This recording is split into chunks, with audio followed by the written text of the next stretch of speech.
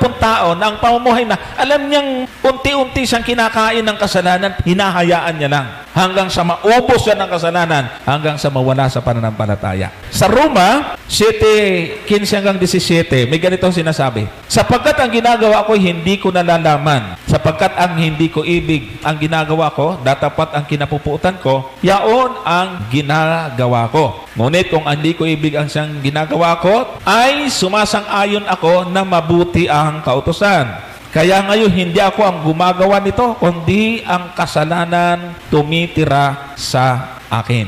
So, kikilalanin, si Apostol Pablo, alam niya kung ano ang dahilan, kung bakit gusto niyang bumait, hindi niya magawa.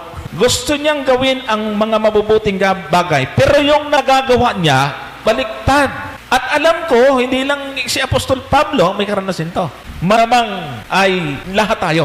Kaya nga may konsensya, nagsisisi, kasi yung mga bagay na hindi naman natin plinano ay nagagawa natin. So ang talatang ito ay nagbibigay sa atin ng idea na kailangan natin si Jesus sa lahat ng oras sa ating buhay.